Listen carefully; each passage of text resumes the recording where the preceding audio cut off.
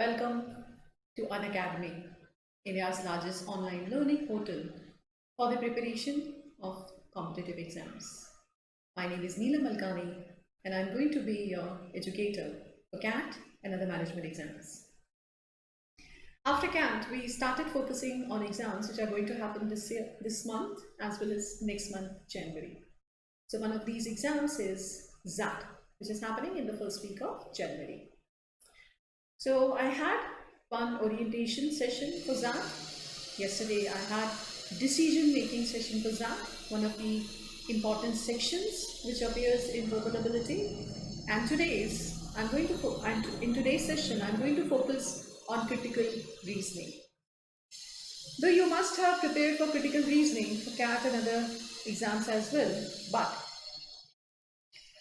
the critical reasoning section or critical reasoning part of XAT is very different from other exams. So you need to get conversant with the kind of questions which appear in XAT, as well as you need to be confident about the approach to solve those questions. So that is what is going to be the agenda for today's session. Before that, let me give you a brief introduction of myself. My name is Neela Malkani. I possess around 12 years of experience of test preparation industry and have been training students of CAT, GRE, GMAT, IELTS and TOEFL. My areas of expertise have been English and verbal reasoning. I have also designed the assessment papers of English for the preparation of competitive exams. I did this for examining bodies of India as well as the professional bodies which are administering tests in different states. For a brief period of time, I served as an examiner of English to assess the proficiency of those who were going for an international exam. Recently, I have authored a comprehensive book of English for the preparation of competitive exams. The book is written in both Hindi and English and is available on Amazon. The video is brought to you by Unacademy, India's largest online learning portal. Let me take you to its portal and tell you step by step how you can be part of this and you can start your preparation for this exam. You have to go in the Play Store of your mobile phone and download Unacademy Learning app. After downloading the app, you will be shown three major offerings: plus courses, free courses and special classes. Once you have this app in your mobile phone, you can access free courses and special classes and you can start attending those classes. But if you want to go for CAT preparation and you want to subscribe to Plus, you will have to pay for the product. When you go for the subscription, you will be shown different features that you will be benefiting from after you subscribe to the product. Features such as 30 hours of live sessions every day. So every day you get to see more than 30 hours of live session. So as per your availability and as per your convenient time, you can choose the time of your sessions. You don't have to stick to any schedule, rather you can choose the time of your sessions as per the classes available on the live platform. The classes are delivered by 14 plus top educators of India who possess wealth of experience of guiding, mentoring students in their respective domains. These educators have extensive experience of taking exam themselves so that they can guide those students in a better way. The courses which are delivered by these educators are well structured and well designed, having fine balance of conceptual clarity and exercises and tests so that you are prepared well for your targeted exam. Every month you get to see a new course being launched on Unacademy platform in order to cater to the needs of a specific exam. So when you are satisfied with all these features, you can go further and subscribe the course. When you go further, you will be shown different models of subscription which have been designed by Unacademy to suit your needs or suit your plan of the preparation for CAT. If you're going for 1 month and you want to enroll yourself for a crash course, you have to pay 3,500 rupees. But if you are going for yearly subscription, that is, if you are going for 2021 CAT, you will have to pay 17,500 rupees. Now, whichever model you want to go with, If you type referral code NEELAM, you will be given 10% for the discount, right? So that's how, by typing this code, your fee will be reduced from 10% with 10% discount, right? So what are you waiting for? Just go download the app, start attending the classes, special classes and free classes, see how these educators are teaching you. If you are satisfied with the way they are teaching or with the level of education they are imparting, go and subscribe to the Plus course. Alright, so that is all about Unacademy. Let's start with today's session, that is reasoning of XAT. So I had orientation of XAT with you a couple of days ago, in which I told you that the breakup of verbal ability questions. So in 2020 paper, there were 26 questions. Out of that, 4 to 5 questions were based on reasoning. So 4 to 5 questions consistently have been coming from reasoning part. So in 2018, 19, 20, all these papers, this has been the number of reasoning questions. Now, XAT is going to test all varieties of reasoning questions. The conventional ones, which are going to ask you to strengthen the argument, weaken the argument, find the flaw in the argument, find the conclusion, find the inference, find the assumption. So all those varieties which you must have seen in other exam papers as well, or which you must have been taught in your classroom as well. But XAT also tests different set of questions. In one of these years, XAT gave critical reasoning to see which pattern of reasoning is exhibited by the question. Was it an inductive reasoning? Was it a deductive reasoning? And what flaws and fallacies were displayed in those questions? So for these set of questions, you require to know the terminology, the phrases related to reasoning and argumentation. What non sequitur is, what inductive reasoning is, what hasty generalization is. Right? So one of these years, and in a couple of other years as well, these were the set of questions. In order to dig deeper into critical reasoning questions or reasoning part, XAT also asks you to see how two reasonings are similar or dissimilar to each other. So if there is a paragraph given, you will have to find out if the same pattern of reasoning is exhibited in other paragraph or not. So one task is to identify which pattern of reasoning is there in that paragraph, and then similar pattern of reasoning is to be there in the answer. So this level of complexity you will encounter in the reasoning questions of XAT. That is very hard to find in any other exams. So for that, you will have to base your practice on previous year papers of XAT, because this variety of question or these kinds of question you are not going to find in any other exams. So starting from 2007, 8 or from whichever year you have these papers available, you start practicing on those papers only. You start practicing those papers so that you are clearly aware of the kind of style of reasoning questions that XAT is going to give you. Alright? So as I have been saying, that to understand XAT or to understand what XAT is going to give you, you have to solve previous year papers of XAT. Second, now these questions become all the more important because they are easier than reading comprehension. It's a short paragraph, usually a paragraph of 100 words followed by 1 or 2 questions. So less information to observe or less idea to assimilate. Hence, the job of finding answer or the task of finding answer is easier than it is in RC, because in RC you have to read a longer piece of text and then you have to read in a lot of information. Same time you have to answer 3 to 4 questions based on those passages. So these questions are easier to do and easier to find your answers as well. I would highly advise that if your reasoning is okay and if you're through with the concepts of reasoning, you should not miss these questions. Because ultimately, the cutoff is going to be low. XAT is a low cutoff exam. So 8 and 9 questions will help you clear your cutoff for verbal ability.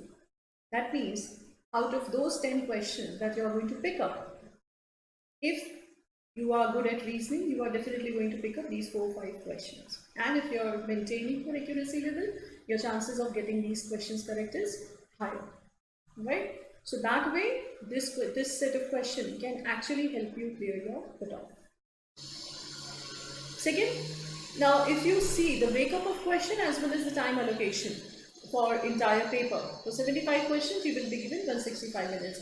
We are anticipating the same pattern that we saw in 2020. So if same pattern is given this year as well, you will be given more than 2 minutes each question. 2 minutes for critical reasoning question is more than sufficient. If you're through with the concept and if you have done adequate practice of previous year papers, 2 minutes is more than sufficient for critical reasoning question. Alright, so as I have been saying, that if you are not clear or well versed with the concept of critical reasoning, go through CR Bible, which is available on internet. See all the patterns of reasoning, solve enough questions on each pattern of reasoning, and then start solving previous year papers of ZAT. Alright. Critical reasoning is also going to help you immensely in reading comprehension. Because in reading comprehension of ZAT, you will find questions infused with critical reasoning concepts. In RC as well, the author is going to, or examiner is going to give you a question which might ask you to strengthen author's argument or weaken author's argument, or which might ask you to infer what author wants to say. So that is nothing but critical reasoning.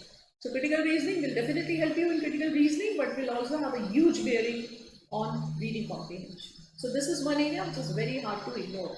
As I did decision making yesterday, I told you a lot of areas, a lot of questions will be solved with the help of critical reasoning only. Because you have to refrain from coloring your opinion from your biases, from your prejudice, or from your own opinion. Your decision has to be strictly based on data, facts and figures. So for that, you have to think critically. So for decision making section as well, critical reasoning is very, very important. Alright? So needless to say, this is one of the prominent section which is going to help you clearing different sections. So let's start with critical reasoning questions of previous year papers of ZAT. And with that only, I would try to explain to you some of the concepts. I'm assuming that you all are through with the basic concepts of critical reasoning. So this is more of a practice session, all right? So I'm live today. So if you're watching the session and if you have any doubt or if you have any question regarding the question that I'm going to discuss, you can put up that question in the comment box. I'll read it and possibly then and there only I'll try to address it, right? So assuming that you are through, I'm starting the practice for critical reasoning questions of that. Now I'll give you 30 seconds to read the paragraph and then we are going to discuss the question.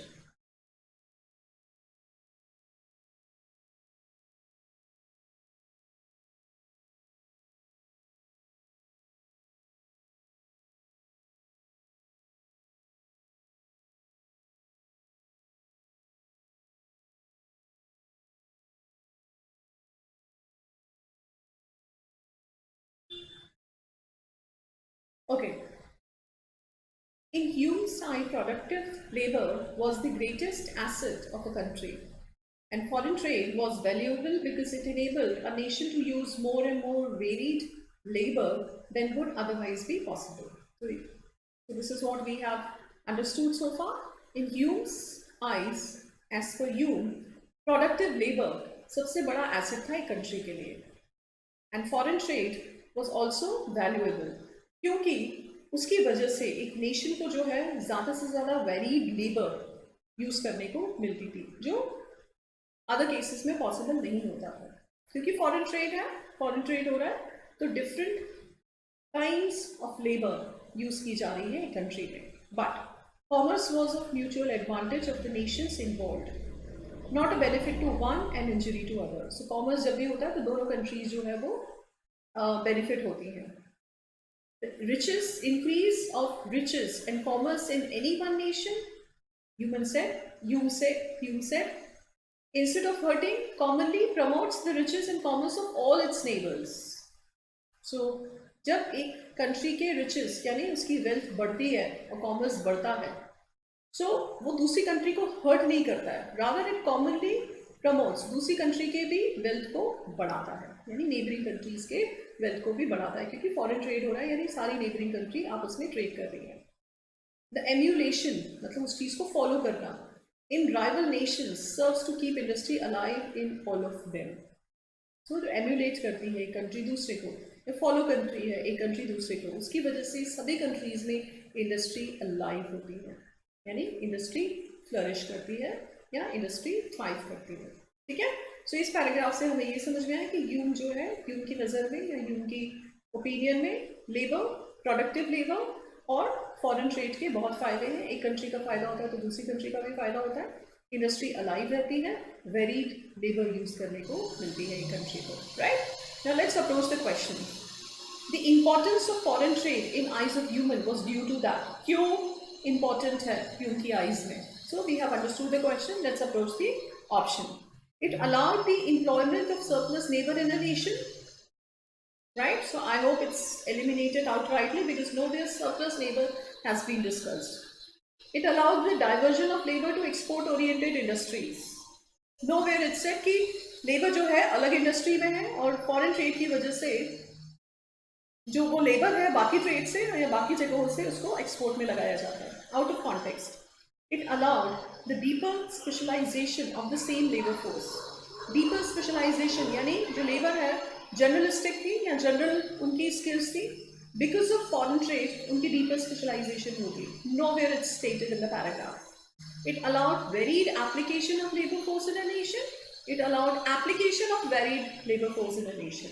Now this is how the word author or the examiner has played with the words, just to confuse you. Now D says varied application of labor force. So labor force is same, but the application is different. So labor is same, but the labor is being applied in a different sector. E says it allowed application of varied labor, different kinds of labor. Now if you want to go back to the paragraph in order to verify what your answer is, go in the third line and see what author meant. Because it enabled a nation to use more and more varied labor, different labor, right? Not the different application of labor. So different labor, answer is E, right? So you see, so the perception or the aura around that is the questions are very, very tough. The questions are difficult to read. Sometimes they pick up the subject which are very difficult to understand. Philosophy or something related to abstruse science, sociology, and the terminologies of the verbiage put up in that paragraph are difficult to understand. So with that, they try to increase the complexity. But the options are very easy to read and understand as long as you are clear with the content or you are clear with the intent of the paragraph of the author. So here, since we understood it very clearly, eliminating 3 options was very easy for us. Then D and E, you can go back to the part which confuses you and then you can verify your answer. Alright? One more question based on this paragraph only. As per you, free trade between nations was made advantageous by the outcome of. Now the question is dealing with the last part of this paragraph. He says, instead of hurting commonly, it promotes the riches and commerce of all its neighbors. सभी neighbors जो है आपस में free trade, foreign trade की वजह से wealthy हो जाते हैं.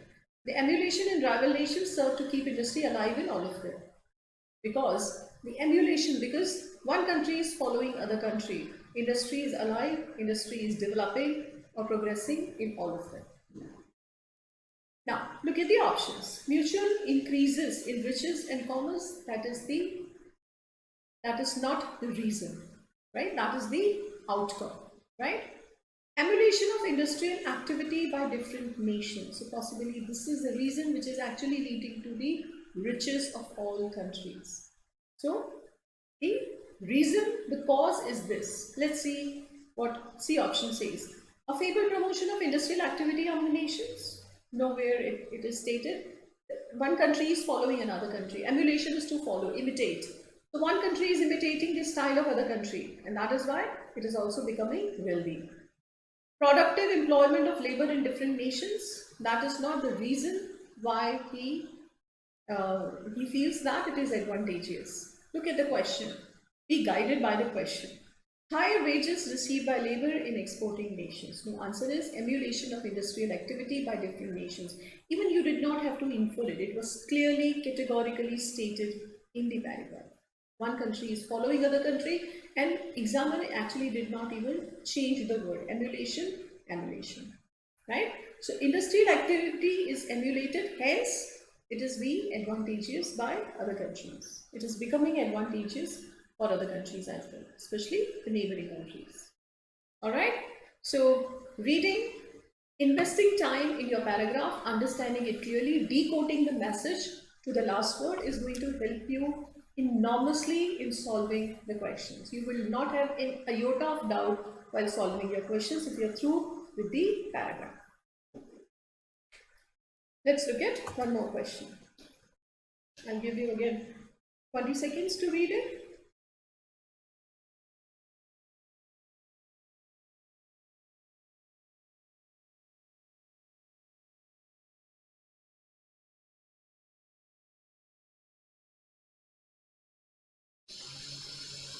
Okay, I'll read it out for you. The yoga system is divided into two principal parts, Hatha Yoga, Raj Yoga. Hatha Yoga deals principally with the psychological part of man with a view to establishing his health and train his will. So, यहाँ पे हमें दो part बताए गए हैं, योगा को दो part में डिवाइड किया, हठ एंड राज योगा. हठ योगा प्रिंसिपली किससे ये डील कर रहा है? Psychological part of man with a view to establishing his health and train his willpower. The process prescribed to arrive at this end, the Hatha Yoga, are so difficult that only a few resolute souls go through all the stages of its practice. ये इतना tough है process हठ योगा का कि few resolute souls, बहुत ही पक्के इरादे वाले इस पूरे स्टेजेस को पार करते हैं इसको प्रैक्टिस करने के लिए. Many have failed and some have died in the attempt. बहुत सारे लोग फेल हुए हैं, कुछ एक्चुअली मृत्यु भी हो गई है. It is therefore strongly denounced by all the philosophers. इसलिए हठ योगा की प्रैक्टिस को सभी philosophers ने denounce किया, criticize किया. The most illustrious Shankaracharya has remarked in his treatise that the system of Hatha Yoga was intended for those whose worldly desires are not pacified or uprooted. सभी philosopher ने इसको denounce किया है. शंकराचार्य ने अपनी treaty में ये बोला है कि जो हठ योगा का जो सिस्टम है ये सिर्फ उन्हीं के लिए है जिनकी वर्ल्डली डिजायर्स पैसिफाइड नहीं हुई है, शांत नहीं हुई है या अपरूटेड नहीं हुई है या फिर उनको खत्म नहीं किया गया. ये सिर्फ उन्हीं के लिए है. राइट? सो शंकराचार्य ने ये बोला है हठ योगा के लिए. So that is what we have been told. I hope the message is clear. Let approach the question. Which of the following if true most substantially strengthens the idea given in the passage? Now we have understood the idea, what Shankaracharya says about Hatha Yoga and what author says about Hatha Yoga, that it's very difficult to perform, it's very difficult to practice. The percentage of people in a given ashram practicing Raj Yoga is more than the percentage of people practicing Hatha Yoga. Now how many people practice Raj Yoga and Hatha Yoga has not been stated. Which of these practices of yoga is more popular and which is more practiced by people is not stated. Now don't come to this conclusion or don't assume this thing just because it is tough, so it is followed by, practiced by few number of people. You have not been told anything about this in the paragraph. Alright? What you have been told is Hatha Yoga is tough, Raj Yoga. Hatha Yoga is tough. What you have been told is about Hatha Yoga. So you cannot come to this conclusion that Hatha Yoga is tough. That is why people who practice Raj Yoga would be more in number. A is not the answer. B, the number of people in given ashram practicing Raj Yoga is more than the number of people practicing Hatha Yoga. A is talking about percentage, B is talking about number. It does not make any difference. Nothing has been stated about Raja Yoga. So as B is incorrect, so is B. As A is incorrect, so is B, because it's actually restating the intent of the A. C. The number of Raj Yoga schools teaching Raj Yoga is more than the number of schools teaching Hatha Yoga. Again, A and B are talking about those people who are practicing yoga. C is talking about those schools which are teaching yoga. Again, out of context, not relevant. The number of teachers. So C was talking about number of yoga schools. D is talking about number of teachers. Again, irrelevant, not out of context. Look at E now. The percentage of students who have successfully learned Raj Yoga is more than the percentage of students who have successfully learned Hatha Yoga. Now this can be based on the paragraph, because paragraph clearly said many have failed and some have died in the attempt, and it is therefore strongly denounced by all the philosophers. Alright, so this gives us the reason to believe that the percentage of those people or students who have successfully learned Raj Yoga must be more than the percentage of students who have learned Hatha Yoga successfully, because of the complexity and because of the toughness of learning Hatha Yoga. Right? So do not assume anything unless it is explicitly stated by the paragraph or in the paragraph. Right? One more question based on this paragraph only. Which of the following option best reflects Shankaracharya's comment on Hatha Yoga? So we have understood his comment. It is only for those whose worldly desires are not pacified or not uprooted. Hatha Yoga is for those whose worldly desires are not placated. So it is actually saying the same thing, are not pacified, are not placated. So same word, synonymous. Let's hold it. It's rephrase of the same statement. Hatha Yoga has disastrous consequence for yoga practitioners. He did not mean that, right? Practiced under the guidance of experts, Hatha Yoga is better than Raj Yoga. For some people, he did not say anything about Raj Yoga in his comment. D. Raja Yoga gives better result and in shortened time period for most people, and therefore it should be encouraged. Again, same point, he did not say anything about Raja Yoga, Shankaracharya. Hatha Yoga is ill-suited for people with strong worldly desires. Now, he said it is only for those people whose worldly desires are not pacified. He did not say who it is ill-suited for. Right? That is why E is also not the answer. Answer is A, which is clearly the paraphrase statement of what he said. He said in the paragraph, the system of Hatha Yoga was intended for those whose worldly desires are not pacified or not uprooted. Alright? So that way answer is A. Alright?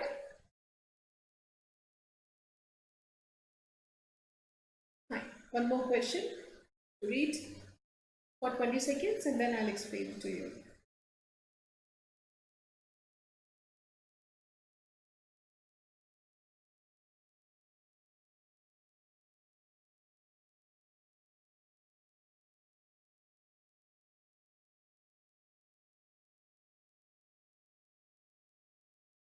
Alright. Since power is itself a value, forms of influence which include power in their scope are usually themselves forms of power. So as I said, this will be very convoluted or densely written. Now try to decode this. Power अपने आप में एक value है, एक ऐसी चीज़ है जो जिसको value किया जाता है. Forms of influence which include power in their scope are usually themselves forms of power. So power and influence. Somebody has power, somebody has influence. He is not holding a position, but he is influential. So forms of influence which include power in their scope are usually forms of power. तो अगर आप किसी पे influence रखते हैं, वो भी एक तरीके का power ही है. The king's mistress, though she has only influence, not power, over the king, may have power over his subject in the degree of that influence. Now, to illustrate the point, the author has given the example. जो king की mistress होती है, उसके पास कोई power नहीं है, right? She is not a queen और she does not actually hold a position of power, but because उसका इन्फ्लुएंस है किंग पे, इस वजह से उसी प्रपोर्शन में वो कुछ इन्फ्लुएंस लोगों पे भी एग्जर्ट करती है, राइट? अपने इन्फ्लुएंस के प्रपोर्शन में इन्फ्लुएंस और पावर वो एग्जर्ट करती है लोगों पे। Forms of influence based on power are themselves forms of power only if the scope of the influence is included within that of the power in the question. Now, ये जो forms of influence, different forms of influence based on power are themselves forms of power. अपने आप में ही power है. Influence based on power भी अपने आप में पावर ही है. उस रानी के पास या उस मिस्ट्रेस के पास भी कुछ पावर ही है as per her influence on the king. The king may exercise influence over standards of morality. So king ये बता सकता है कि ये मोरल है, ये इमोरल है, और ये ज़्यादा मोरल है और ये मोरल नहीं है. ये स्टैंडर्ड डिसाइड कर सकता है by the virtue of his position, because वो एक किंग की पोजीशन में है, तो वो ये डिसाइड कर सकता है कि ये चीज़ मोरल है, ये इमोरल है, ये एथिकल है, ये अनएथिकल है. Because of his position he can decide, but he does not necessarily exercise power over morality. तो वो ये तो डिसाइड कर रहा है कि क्या सही है और क्या गलत है, या क्या मोरल है क्या इमोरल है, लेकिन इसका मतलब ये नहीं है कि वो खुद मोरल होगा, उसकी अथॉरिटी होगी मोरालिटी पे, उसका मतलब ये नहीं है. वो ये डिसाइड कर रहा है कि ये मोरल है, ये इमोरल है. दैट डज नॉट मीन कि he himself is a moral person. He himself has the power over morality. That is not necessary. Alright? That is what is the intent of this paragraph. Alright? Now let's see what questions asked. Which combination of following statements best summarizes the idea expressed in the paragraph? Right? So, what idea can be best described by these statements? Or which of these statements actually describe the idea? Strength of an influence determines its power. So possibly that is what is stated.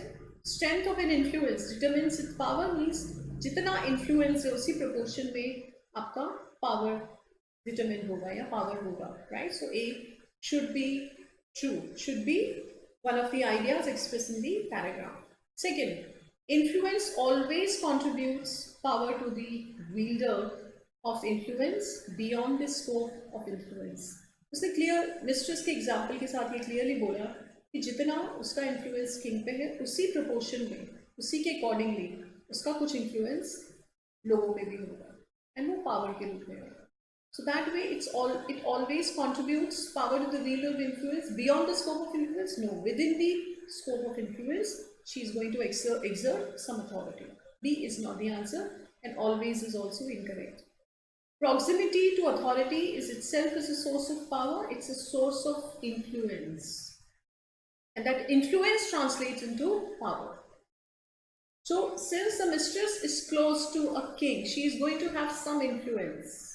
She is not powerful, she does not hold any power, she has the influence because of the proximity to king, and as per that influence she will have power on the people, subject. So this sentence is incorrect. Proximity to authority is itself a source of power. No, it's a source of influence that translates into power. So C is not the answer, or C is third is not the statement. Forms of influence are power only if they can influence behavior. Now the last statement which said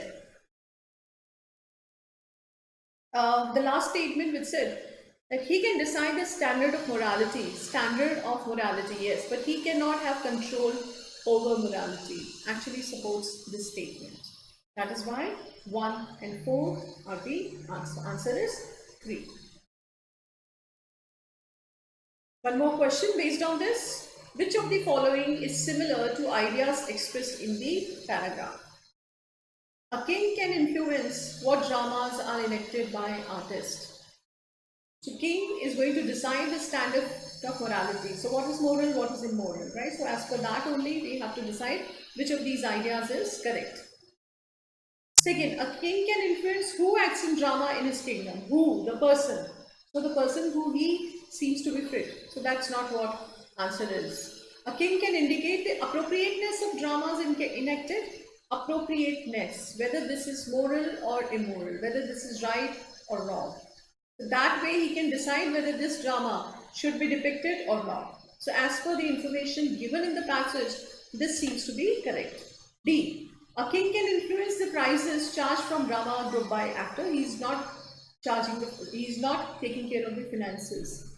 He can control the morality. That's what we have been told in the paragraph. So here it is going beyond the scope of what is stated. A king can influence on what drama audience spend their money. Again, talking about economics or finances, that is not what he is going to decide. He is going to decide the standard of morality. This is appropriate, this is inappropriate. This subject in a drama should not be depicted, or this subject in a drama should be depicted. That is what he can decide because of the virtue of the power he holds. Alright? So, answer is C. Alright? So, this was a tough one because if you did not understand the content or the whole argument, you possibly will not be able to come up with your answer. So take your time, 2 minutes time is given for each question. So that means for this paragraph only you will be given 4 minutes. So if you spend 2 minutes reading, thoroughly understanding the paragraph and then you approach the question, 1 minute each question is more than sufficient, right? So that way you can approach the question, the tough question. 2 minutes you spend on paragraph and then rest of the time you spend on solving the questions. If you're through with the reasoning, if you're clearly understanding, if you have clearly understood the paragraph and the argument, answering the question is going to be easier for you. Okay, so as I was talking about the patterns of reasoning, so in one of these years, Zan gave you the question asking what pattern of reasoning is exhibited in these questions. So this was that question only, right? Now look at this question, read the paragraph and see which reasoning is exhibited, right?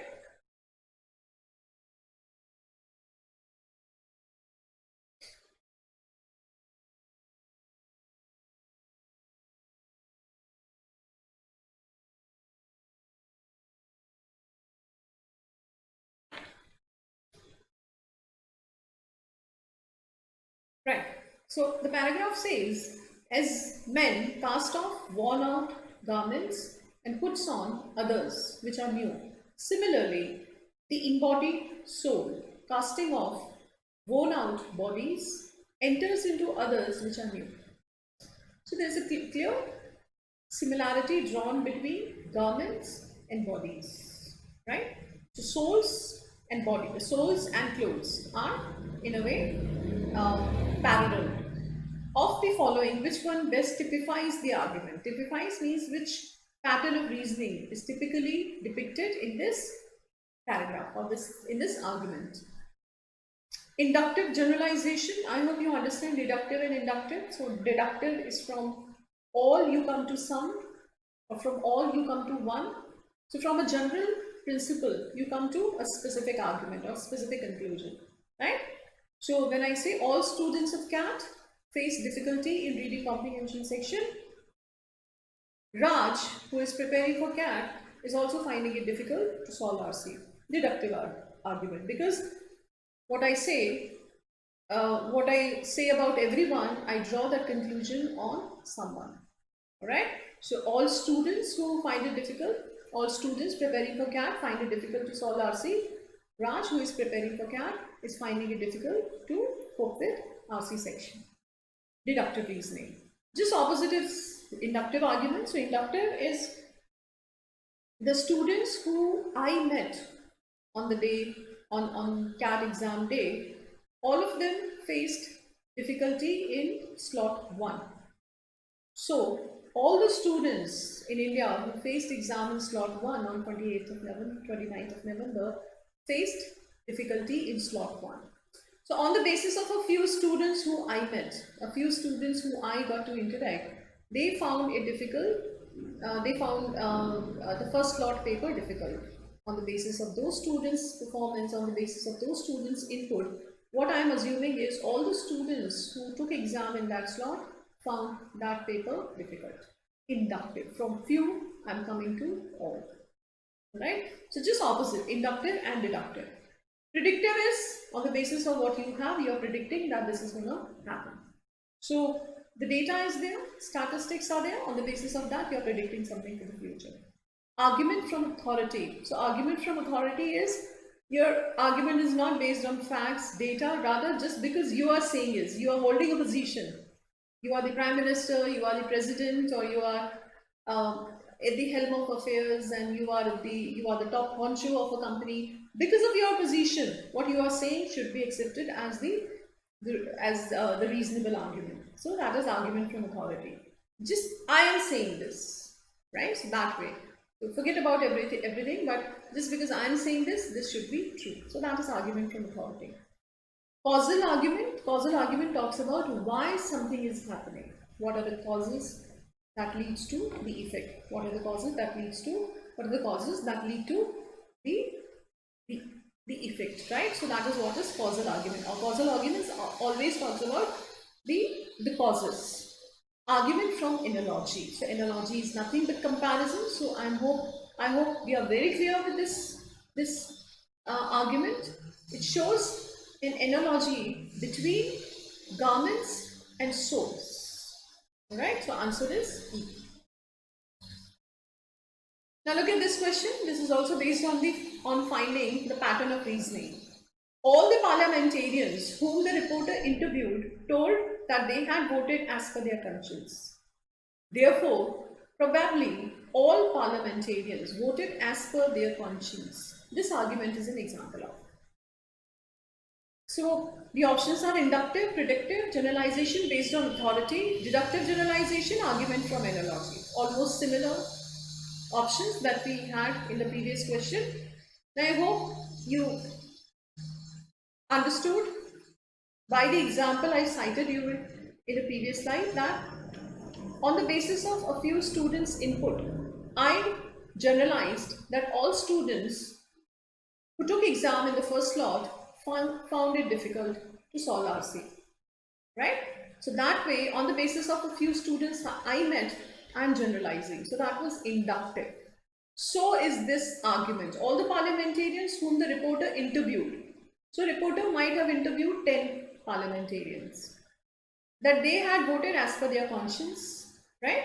So 10 parliamentarians whom the reporter met, they voted as per their conscience. On the basis of that, this reporter is saying, hence probably all parliamentarians voted as per their conscience. Answer is A, clearly inductive. From some, you come to all. Just opposite is deductive. From all, you come to some or one. Alright? Syllogism is deductive reasoning. Now, as I was discussing with you, one of the questions where you have to find the same pattern of reasoning. So a paragraph is given which exhibits a certain pattern of reasoning. You have to find out the answer which displays same pattern of reasoning. Alright? So this is that kind of question. Nature lovers are attracted to forest and nature parks. Just look at the number of people visiting the Corbett National Park. Now, in every argument, you will have one premises and then conclusion.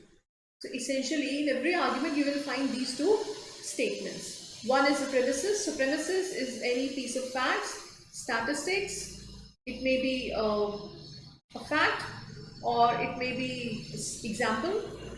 So a general principle, a general truth is stated on the basis of which a conclusion is drawn. So here the premises is just look at the number of people visiting the Corbett National Park. Nature lovers are attracted to forest and national parks. On the basis of these number, what I am drawing is nature lovers are attracted to forest and nature park, right? So this is the pattern of reasoning. Premises is later on, first is the conclusion. The same pattern of reasoning has to be there in your answer. Now, which of the following exhibits a pattern of reasoning least dissimilar? Right? So least dissimilar to the one exhibited in the argument above. So this has given you a very complicated way to ascertain what it actually says. So here it is asking you to find out which is least dissimilar. So least ko hatao, which is reasoning which is dissimilar. That means which is not similar. Least dissimilar. That means something which is similar. Right? So that way you have to find out the reasoning which is very similar. Now look at the options.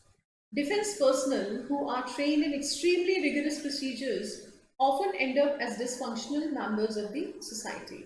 Hence, if an officer is not trained rigorously, such an officer is most likely to be useful to the society. This is not the pattern of reasoning which I have been given here, right? So one statement is premises is given. Those who are rigorously trained often end up being dysfunctional member of society. The officer who is not trained rigorously is going to be useful to the society, not the pattern of reasoning which we have been given. This machinery has increased the work efficiency of the workers. Fine. As a result, some of these workers are surplus to the company. Now, we are not given the premises. We are given the conclusion later on as a result. Whereas, we have to find a statement where conclusion is given first and the premises is given later on. Fleas must thrive in a warm environment. Look at this statement now. It seems to be a conclusion. During warm weather, my dog suffers from fleas more so than during cooler weather. Now this is the premises. The premises is, during warm weather, my dog suffers from fleas more than during cooler weather. इसलिए fleas must thrive in a warm environment. So premises is given later on, conclusion is beginning the paragraph or beginning the statement. That is what is my answer here, because it is exhibiting the same reasoning pattern. Conclusion first, premises later on. Otherwise, you are usually given premises and then you are given conclusion. Look at D. Cigarette smoking is known to cause lung cancer in some people. However, it's contradicting, right? So with that, you can easily eliminate this is contradicting. However, most victims of lung cancer live in regions where smoking is uncommon, right? So that is not answer. Alcoholics and teetotalers usually appear at the same restaurant at the same time of the day. Therefore, alcoholics or teetotaler must be hungry at the same time.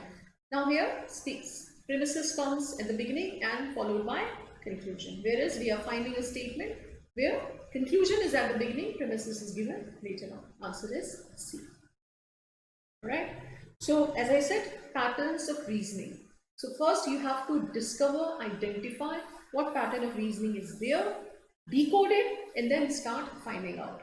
If you are not clear with the reasoning, understanding what you actually are looking for will be very, very difficult, right? So invest some time in understanding the pattern and then go for finding the answer. Now, there is nothing so stupid as an educated man. Such an outrageous statement. If you can get him off the thing he was educated in. Now what this sentence actually means is कि एक educated person से ज़्यादा stupid कोई भी नहीं है. अगर वो उसको जिसमें educate किया गया है उस चीज़ को उससे निकाल दो. Right? So ये statement ये बोल रहा है कि जिसमें उसकी education हुई है उस एजुकेशन से उससे निकालो तो वो स्टूपिड है, वो पर्सन स्टूपिड है. तो यहाँ पे ये बहुत सारी चीजें अज्यूम करना है. Whoever has written this statement is actually assuming a lot of things, right? And possibly that's the flaw of this argument. That's the flaw in this reasoning. Sorry. Now, which of the following, if true, most seriously undermines the author's contention? So, author's contention is कि उसकी education ही उसको थोड़ा बहुत समझदार बना दी, उसकी education को हटा दो वो बेवकूफ है, right? Now you have to undermine. That means you have to prove him wrong. So which way you can prove him wrong? There are a lot of assumptions and presuppositions in this statement. I hope you have understood them. Now let's try to attack his assumptions. True education implies a well-rounded exposure to major subjects. Now ये statement ये बोल रहा है कि actually जो true education है, अगर कोई ट्रूली एजुकेटेड है तो he must have been exposed to all major subjects. He must have understanding of mathematics, science, humanities, social science, languages, or everything which is related to education. And well-rounded exposure. Well-rounded exposure means he is exposed to all these areas. That means what he is educated in, if you take him off, if you get him off that thing, he will still be educated, right? Possibly this is going to undermine that. Let's look at other options. An educated man will not discuss things which he does not understand. So this is not,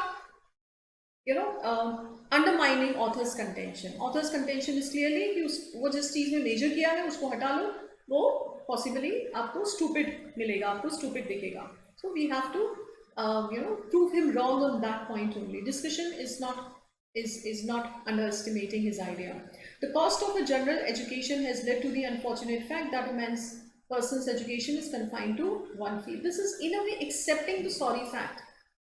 Right? So that is not undermining. B. Stupidity, like intelligence, is relative and therefore depend on the intelligence of the person's peer. So how is that proving author wrong? Right? So just because you have framed a very good sentence which looks like a very intelligent sentence does not mean that it's also logical. There is no logic in this sentence at all. Right? So stupidity, like intelligence, is relative, therefore depend on the intelligence of the person's peer. Nowhere author says that he's stupid or he's intelligent just because his peers are stupid or intelligent. So how can you prove him wrong on this statement?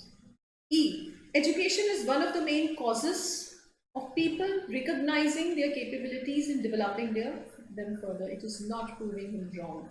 उसका ये कहना है कि उसकी degree को हटा दो, he is stupid. उसकी डिग्री का जो नॉलेज उससे मिला है उसको हटा दो, he is stupid. Right? So that can be proven wrong only by saying that education is not having a specific degree or having a specific knowledge of a subject, right? It is something which holistically or comprehensively develops a person's personality, and then only he can be called an educated person. So an educated person, even if you take his degree from him, he will still remain intelligent and worthy of doing something. He cannot be called stupid. Answer is first. True education implies a well-rounded exposure to major subjects. Right? Fine. So as I said, now patterns of reasoning. So we did 3 questions on identifying the pattern of reasoning. One of these years, this also appeared. Now, which of the following contains a non sequitur? Now, non sequitur is a kind of fallacy, a fallacious argument, which quite a few arguments are replete with, right? Non sequitur is a kind of argument where the conclusion does not follow the premises, right? So they are not in sync with each other. So what you have as the conclusion is not based on the premises, right? For instance, the cat was very tough, especially a lot of students found RC to be very, very tough. Now you should start going to temple, right? Doesn't make any sense, right? As illogical as it gets, yes, that is what is non sequitur. So cat was tough, especially RC was very tough, you should start going to temple. How is that related to the premises? Cat was tough, reading comprehension was very tough, hence you should start reading extensively.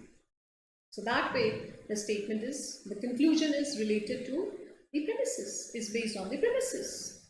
Whereas when I say you should start going to temple, right? So I mean, you can also take it with a tinge of sarcasm, right? But it's non sequitur, right? So non sequitur is where conclusion does not follow the premises. Simple. Now, which of these contains a non sequitur? Look at the options. If statisticians are made judges, they will accept or reject arguments based on probability analysis. So it's a prediction. A hypothetical situation, statisticians become judges. They are going to accept or reject based on the probability analysis because that is what they do as statisticians. No non sequitur. Public trust in politicians is at an all-time low, and we must insist that politicians go back to school. Now, the premises is public trust in politicians is at an all-time low. सबसे low level पे है. लोग politicians को trust नहीं करते हैं, इसलिए politicians को school वापस चले जाना चाहिए. So possibly an argument which is the example of non sequitur, because their going to school is not going to win the trust of people, right? They will not win back their credibility by going back to the school, right? So answer is B. Before preparing the annual budget, the CEO of XYZ Steel Limited takes opinion of all the stakeholders, right? No non sequitur. In cricket, the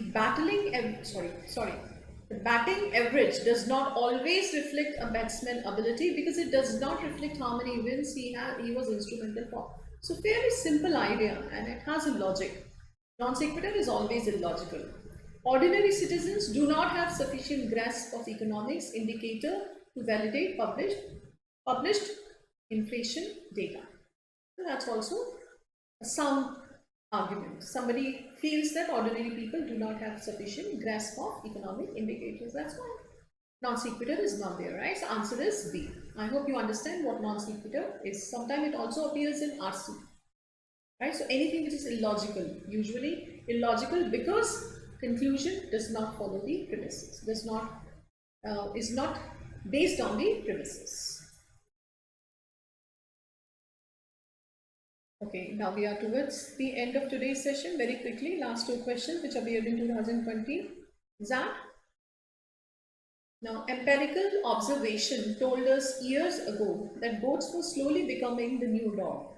And according to a new study, they are truly qualified to be men's best friend. They are becoming dog, that means they are coming close to human, and they are becoming best friend of men. The Royal Society released heartwarming research showing that just like humans, goats have no desire to interact with people who come off as angry or upset. So एक society का research है जिसने ये कहा है कि goats में ये अंडरस्टैंडिंग होती है कि वो उन लोगों से बात करना पसंद नहीं करती जो एंग्री और अपसेट होते हैं, and that they are much more attracted to those with big smiles plastered across their faces. उन लोगों की तरफ ज़्यादा अट्रैक्ट होती हैं जिनकी फेस पे एक प्लास्टर्ड स्माइल होती है. When 20 males and 8 females were released into a pen decorated with images of happy and angry humans, the scientists learned that goats can distinguish between happy and angry images of the same person. So जब उनको एक experiment के तौर पे 20 mail और 8 female को एक pen में रखा गया जहाँ पे बहुत सारी इमेजेस थी एंग्री और हैप्पी ह्यूमन फेसेस की, गोट्स ये डिस्टिंग्विश कर पा रही थी कि ये एक ही पर्सन की हैप्पी इमेज है और ये इसी पर्सन की सैड इमेज है और एंग्री इमेज है. And in general, they prefer their humans to be happy. And generally, they were attracted to those people who look happy. Right. Now, which of the following statements is definitely true according to the passage? Look at the sentences or options. When they look at a smiling person, the goats are happy. Seems to be true, seems to be correct. Let's hold it. When they look at a frowning person, goats are afraid of him. No, nowhere we have been told that when we see a frowning person, unhappy, angry, frowning, then they are afraid of him. Nowhere it can be justified. When they look at a straight-faced person, goats remain passive. Nothing of this sort has been stated in the paragraph. When they look at a frowning person, the goats are sad. When they look at a smiling person, goats run towards him. Now, E or A seem to be very close. Now let's see. So one of the sentences in the paragraph which supports the answer is they were released and they prefer their humans to be happy, the last statement. And one more statement, the Royal Society released heartwarming research showing that just like humans, goats have no desire to interact with people who come off as angry or upset. So they don't want to interact with those people who are upset and angry. And they prefer their humans to be happy. Now nowhere we are told that they run towards him because they are shown pictures. Right? So that is why E is not the answer. Answer is A. Right? disappeared last year. Quite easy. Now, Zad has been giving you poems as well. In a couple of years, it has given argument in the form of a poem, a verse. And on the basis of that, you will be asked some questions, right? So yeah, and in verbal ability, Zad also gives you questions, words, and you have to identify the correct pronunciation. The phonetic spelling of those words will be given, and you have to identify the correct phonetic spelling, right? So 2019, 2018, 2 consecutive years such questions were given. So yeah, Zad is known for startling you, is known for giving you questions that you are not ready for. So a poem was given as the critical reasoning question, or as an RC as well. Now look at this, it was a poem, it was in the form of a poem, but I have picked up it as an argument. Some say the world will end in fire, some say in ice. From what I have tasted of desire, I hold with those who favor fire. तो कुछ कहते हैं दुनिया आग में खत्म होगी, कुछ कहते हैं बर्फ से खत्म होगी, बर्फ में खत्म होगी. From what I have tasted, author अब अपनी opinion की बात कर रहे हैं, जो मैंने taste किया है, जो मैंने experience किया है of desire, इच्छाओं से, जो मैंने taste किया है, मैंने experience किया है, मैं उनके साथ जाना चाहूँगा जो favor करते हैं fire का, कि ये दुनिया आग में जलेगी. But if it had to perish twice, अगर ये 2 बार खत्म होती, I think I know enough of hate to know that for destruction ice is also great and would suffice. तो अगर ये दुनिया 2 बार खत्म होती तो मुझे ऐसा लगता है कि I know enough of hate. तो मैं hate के बारे में अच्छी तरह से जानता हूँ या जानती हूँ to know that destruction के लिए ice भी अच्छी है और वो भी पर्याप्त है. Alright? So you can see that it was a poem and not written in a form of an argument, but examiner has picked up to make you chisel your reasoning skills. Now look at the question. Which of the following statements will the poet agree with the most? Alright, now let's look at the options. Greed can destroy one's world. Now where author states his opinion, from what I have tasted of desire. Desire is nothing but your want for something, your lust for something, or your wishes, right? So greed can be replicated with your desires here. So this actually seems to be true. क्योंकि वो बोल रहा है जितना मैंने experience से सीखा है, I hold with those who favour fire, कि ग्रीड की वजह से या डिजायर की वजह से दुनिया जल सकती है. Let's hold it. B, both desire and hate can create self-doubt. Nowhere self-doubt has been talked about. Hatred destroyed what desires cannot. He did not say. Then वो बोलता है कि अगर दुनिया 2 बार खत्म होती है तो मैं उसके बारे में भी अच्छे से जानता हूँ, right? So he did not say C. Desire overpowers hatred to control humans. Nowhere that is also expressed. Ambition is more powerful than envy. Nowhere ambition has been discussed, nor envy. Answer is very clearly A. So if there is a poem which you have never read, or which you have never come across, or which you have never encountered, or you are not that artistic person, or you are not that creative person who would like to give it a thought that what a poem should be like, you should always approach these questions as far as or as long as you understand the essence of those lines. You are good to go, right? So don't fritter away this opportunity to do such an easy question just because it comes in a form of a poem. And no question was based on this. Which is the most unsuitable title of the poem? Right? Unsuitable title. The annihilation hypothesis. Annihilation is destruction. So this poem does talk about destruction. Should it be destroyed, or can it be destroyed by fire, or can it be destroyed by ice? So it's talking about different 2 hypotheses based on the destruction of the world. So annihilation is destruction. Can be a title. Love and detest, a tale of destruction. Yes. So hate, he's talking about hate. Love and detest, Detest is hate, a tale of destruction. How the world ends, that's also talking about destruction. Destruction by fire and ice, very clearly, actually sums up the whole poem. Emotional destruction of the world. So here, emotions are not destroying the world, right? So emotional destruction of the world is possibly not a suitable title. That is why it is most unsuitable title of the poem. All right. Last question.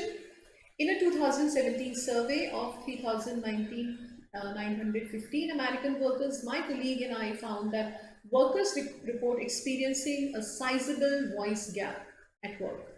That is, with hyphen, with this dash, you always explain the idea.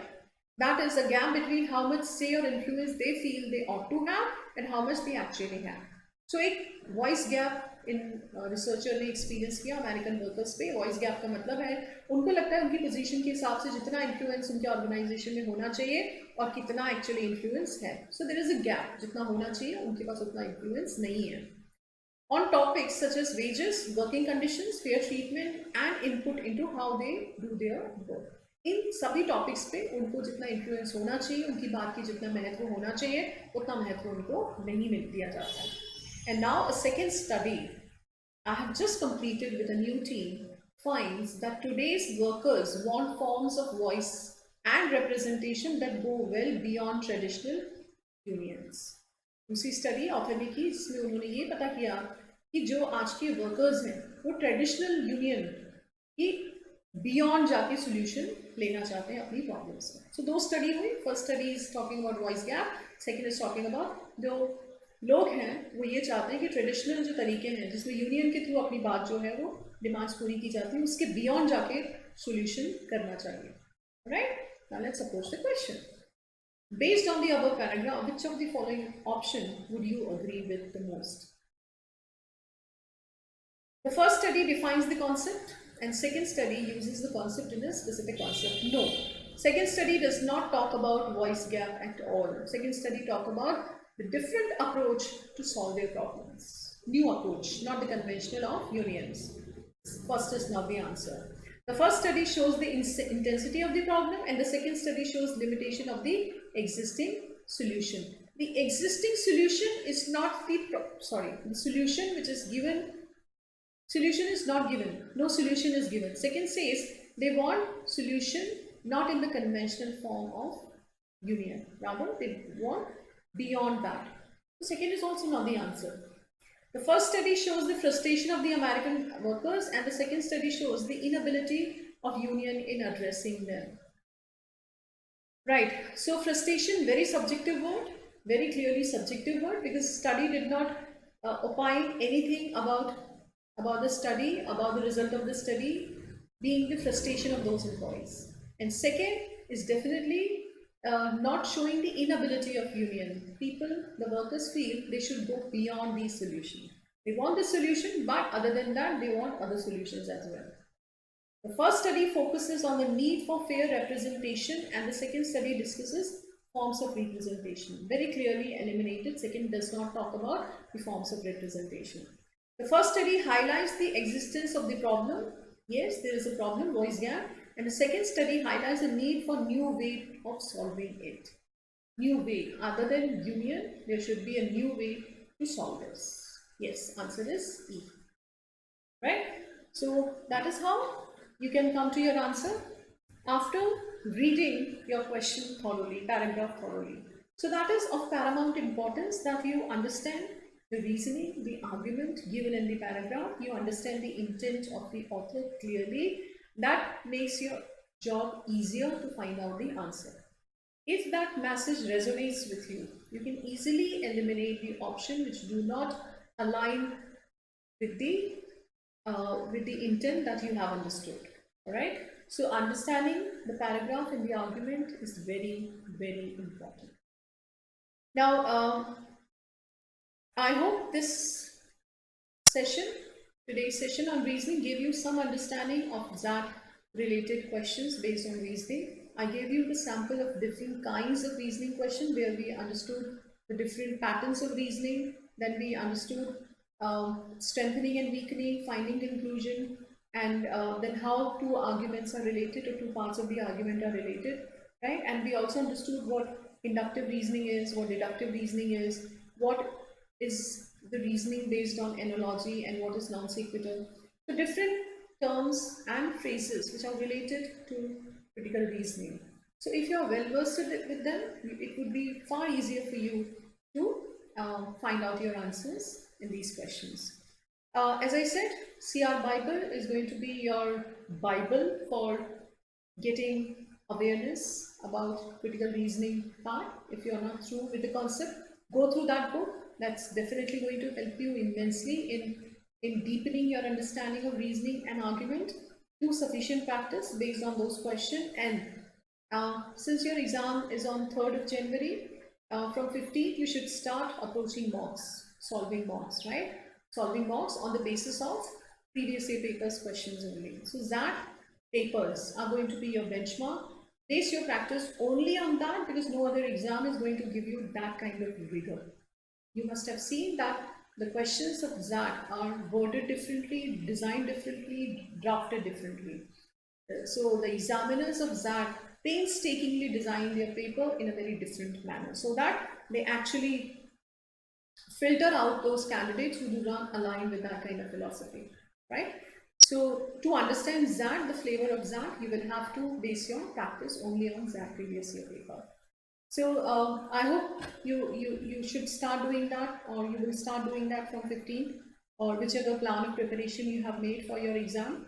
And in tomorrow's session, I'm going to talk about vocabulary. Tomorrow I'm going to take one session at 9 a.m. on special class, in which I'm going to take a dedicated session on vocabulary for these 3 exams, right? So those high frequency words which often appear in these exams will be targeted in that session, and with that we will also do some questions based on the words only. First, it's going to be a vocabulary building session for 40 minutes, and then 20 minutes I'm going to give you some exercise based on those words only. So that is how the tomorrow's session will go. So 9 a.m. special class. You will have to type the code Neelam to unlock that class tomorrow 9 a.m. right? So thank you very much for watching this session. Stay tuned on this channel. I'm going to take more topics related to your preparation of XAT, IFT and SNAP. Thank you very much.